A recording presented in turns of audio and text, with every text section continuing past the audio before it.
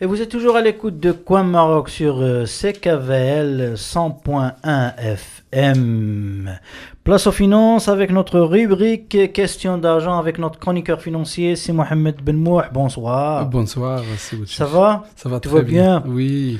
Fini les problèmes financiers, on déborde un petit peu, on aborde un petit peu le sujet d'un autre sujet bien placé, bien... Oui, là où on déborde sur les finances islamiques. Alors, c'est le sujet d'aujourd'hui, c'est les finances islamiques. Ok, c'est quoi, c'est Mohamed, cette histoire des finances islamiques? Les finances islamiques, c'est un sujet que moi que j'ai côtoyé à travers beaucoup de monde qui veulent pas avoir des prêts et de payer de l'intérêt. C'est pas le prêt qui est interdit, mais les gens aiment pas payer de l'intérêt. Donc c'est ça qui m'a poussé à aborder ce sujet-là.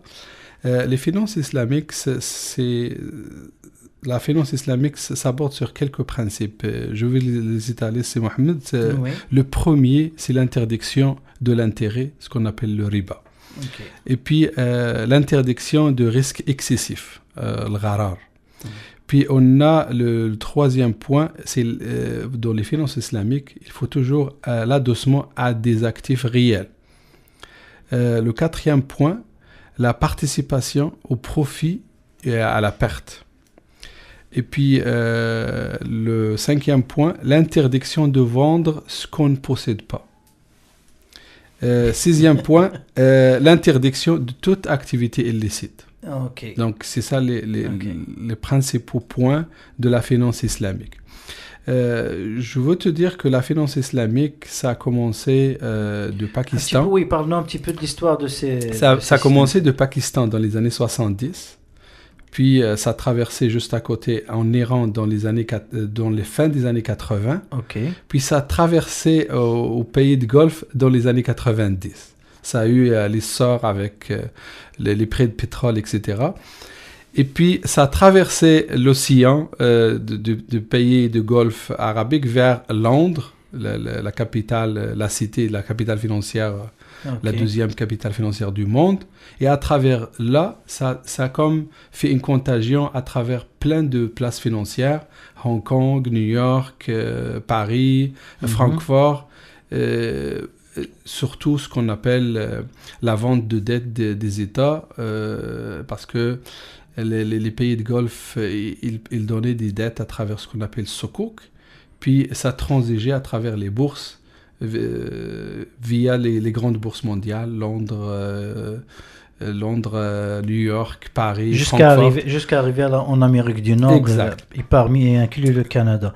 Vous m'avez filé un chiffre que je trouve vraiment très colossal. C'est que à travers le monde, les finances islamiques, ils géraient en 1985 un chiffre de 100 milliards de dollars. Et puis en 2010, ça a passé jusqu'à 2000 milliards de dollars. C'est juste pour te donner l'accession à la finance mondiale, okay. Comment la progression, oui. Ça a été colossal. On parle de 200 à 2000. Ça veut dire que la croissance était énorme dans le laps de temps de 15 ans. Et ça finit pas là, ça jusqu'à 2010, mais jusqu'à aujourd'hui, ça augmente d'une façon beaucoup vertigineuse. On parle d'un chiffre d'affaires qui augmente entre 10 à 20% par année. Okay. Et il y a je te parle juste par exemple, le Maroc, la loi, il vient d'être votée en 2015, ouais. Et les circulaires de Banque El Maghreb vont sortir en 2016. Okay. Donc, imagine par exemple, au Maroc, on va parler d'un 100 milliards facilement, avec les banques qui vont s'introduire sur la place marocaine. Et on parle par exemple de l'Algérie, on parle de l'Égypte, etc. C'est colossal, parce qu'on parle d'à peu près 200 millions d'habitants juste en Afrique du Nord, et les finances islamiques commencent à s'y introduire dans ces marchés-là. Donc c'est un bébé qui s'est vu accroître d'une vitesse vertigineuse depuis sa création pendant juste une trentaine d'années, si je pourrais dire. On parle de quarantaine d'années à peu près. Ok. Il est arrivé au Canada. Oui, au Canada, c'est embryonnaire encore. On parle des petites coopératives, on parle des petites compagnies de restructuration de crédit à la façon islamique. Par exemple, au Québec, je connais à peu près, il y a Cordoba, puis il y a Ijara qui arrive. Et, ils sont peu médiatisés. Très peu, parce que... Premièrement, parce qu'il manque beaucoup de capital. Donc, par exemple, je sais qu'avec Cordoba, tu dois attendre beaucoup de temps pour avoir ton financement. Et aussi parce que le marché était embryonnaire au Québec. Donc, maintenant, ça commence à exploser. Il y a plein de compagnies qui arrivent de gauche à droite. Il y en a qui étaient en Colombie-Britannique, puis l'Alberta qui commence à s'implanter au Québec. Et... on commence à avoir un essor très important parce qu'aussi avec l'immigration maghrébine de début des années 2000, donc le marché commence à devenir très très très important. Il y a une forte communauté musulmane installée en Amérique du Nord. Exactement. Vu l'intérêt d'établir des principes, des finances telles que les finances islamiques. Certainement, il y a vraiment un organigramme ou bien un concept de principe pour ces finances islamiques. Exactement. Pour être dans l'ordre des principes qu'on avait dit tout à l'heure, de l'interdiction de l'intérêt, puis l'intérêt excessif, puis le risque excessif, puis il faut l'adossement à des actifs réels, il y a un certain de principes qui sont établis. C'est comme... on va les citer un à un parce que généralement il y a chaque instrument est utilisé dans un genre de commerce. Exemple, par exemple, si on prend l'industrie de taxi, on utilise beaucoup ce qu'on appelle le modaraba, la commandite. Quelqu'un qui finance, l'autre qui utilise par exemple le service et puis il partage le profit entre les deux. Puis on a le principe de l'musharaka. C'est deux personnes qui s'associent, 10%, 90%, 20%, 80%, etc. Ils partagent le bénéfice, puis la perte. Et puis ils partagent le travail aussi. On parle du profit, de murabaha. Bénéfice, profit, tout ça. Ça, c'est le risque de la perte, c'est juste l'investisseur qui le prend. Dans ce qu'on appelle murabaha, parce que l'autre, il participe avec son travail. Donc, le risque financier, c'est l'investisseur qui le prend. C'est pour ça qu'on l'appelle murabaha, parce que lui, il est là pour assumer le risque financier dans tous les côtés, perte et profit. Mais le bénéfice est partagé, s'il y a un bénéfice. Parce que l'autre, celui qui travaille, s'il y a une perte, il perd son travail. Déjà, la perte est enregistrée. Oui, bien sûr. Puis on arrive... Ensuite, la location et l'acquisition. La location et l'acquisition, et ça, je te donne un exemple, c'est très clair, c'est utilisé dans toutes les finances mondiales, ce qu'on appelle le leasing. Tu vas louer une voiture, et à la fin du terme, tu vas soit l'acquérir avec une valeur résiduelle. C'est le même principe qu'on a pris pour appliquer dans l'immobilier, dans les terrains, dans l'investissement à très long terme. Puis on parle de ce qu'on appelle le bay' al-mu'ajjal.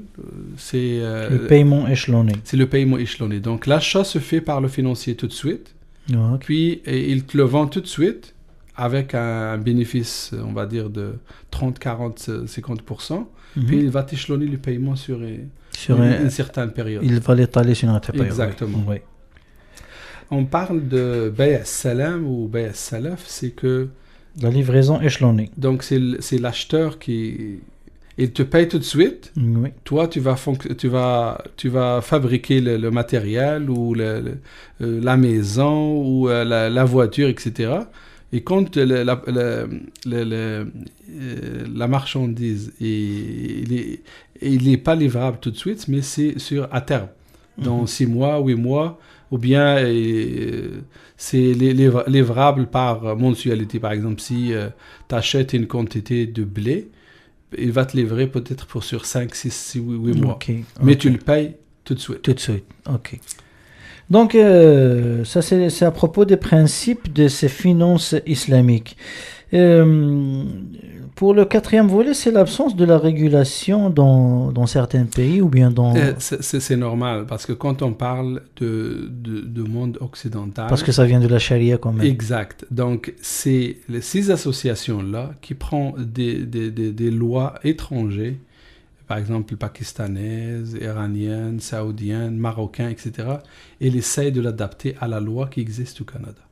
Okay. Donc, parfois, il y a de la complication quand même. Il y a beaucoup de complications et je te donne un exemple que j'ai vu réellement. Okay. C'est que, par exemple, que ce soit le produit de Qurtuba ou le produit de Ijara ou de n'importe quelle compagnie, et il y a une page parce que quand tu vas les signer, pour être réglementaire avec les institutions d'ici, il y a une page qui montre l'intérêt.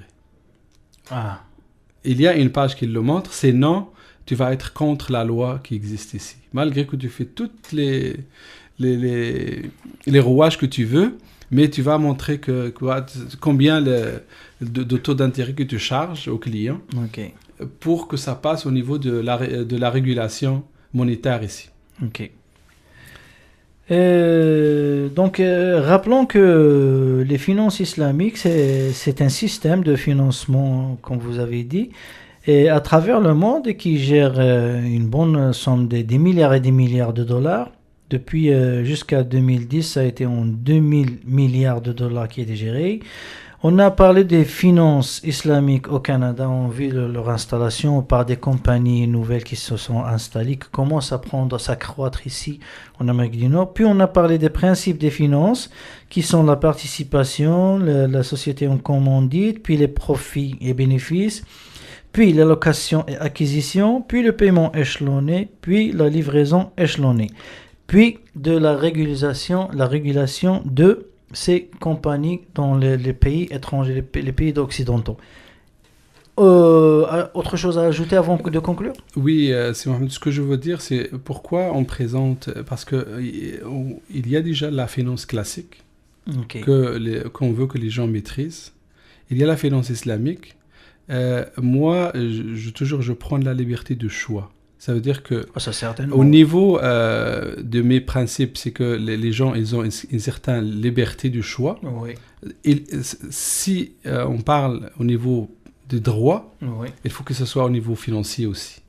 C'est la même transposition. Exactement. Donc les gens qui veulent vivre avec leurs principes au niveau sociétal, ils peuvent le faire au niveau financier. Donc c'est pour ça qu'on a présenté le produit aujourd'hui, pour que les gens peuvent comparer les deux facettes. Parfois, ce qui est remarqué, c'est que les gens payent très cher. Ça va être un sujet de notre journée. Juste le label islamique, que ce soit au niveau de la viande, au niveau de la finance, au niveau de n'importe quoi, juste de rajouter le timbre que c'est islamique, tu payes $2-3 de plus. Et compare ça, regarde dans les marchés, la viande normale, c'est juste, ils rajoutent le ticket, c'est halal, ça monte de $2-3. C'est pour ça qu'on veut vulgariser un petit peu le principe, pour que les gens puissent peut-être investir, parce qu'il y a beaucoup d'argent à faire là. Mais est-ce que tu penses, Sidi Mohamed, que ça va réussir un tel projet dans un pays occidental comme ça a déjà réussi. Ça a déjà réussi. Même en Amérique du Nord. Même en Amérique du Nord. Parce que pourquoi je te dis ça? Parce que j'ai vu des compagnies qui sont installées dans les 50 États américains. Et c'est même pas des banques normales que tu peux trouver dans 50 États américains, et ces compagnies-là sont installées. 50 États américains, c'est énorme. Et avec une population musulmane au niveau des États-Unis qui ne dépasse pas 15 millions d'habitants. Ça veut dire qu'il y a une grosse demande, et une demande très en croissance. Pas juste en croissance, très en croissance. On peut dire une croissance accélérée. Est-ce que ça vaut la peine d'opter pour ces services au détriment des autres services bancaires qui sont déjà installés? Moi, je ne me pose même pas cette question. C'est un choix. C'est un choix personnel. Qui est donné au consommateur. Oui. Et c'est le consommateur qui va voter par ses principes. Okay. Je ne veux pas dire à quelqu'un non, choisis ça, choisis pas ça. C'est à lui, par ses convictions, d'opter pour le produit qu'il a besoin. Nous, c'est juste, on le présente, on dit qu'il existe à travers des coopératives, des compagnies islamiques de restructuration, bientôt des banques islamiques entières, en parallèle avec le système bancaire traditionnel qui existe au Canada. Merci, c'est Mohamed. Et un mot pour conclure ce sujet? Pour conclure, on peut dire que je peux dire au monde, il y a des cours pour la finance islamique à l'Université de Montréal. C'est installé dans pas mal d'universités. Ils peuvent voir, il y a des livres gratuits pour prendre connaissance et choisir selon sa conscience. Et merci Sidi Mohamed pour cette belle information. Et c'était Chronique Argent avec notre chroniqueur Sidi Mohamed Ben Mouher. Restez toujours à l'écoute avec CKVL Maroc 100.1 FM.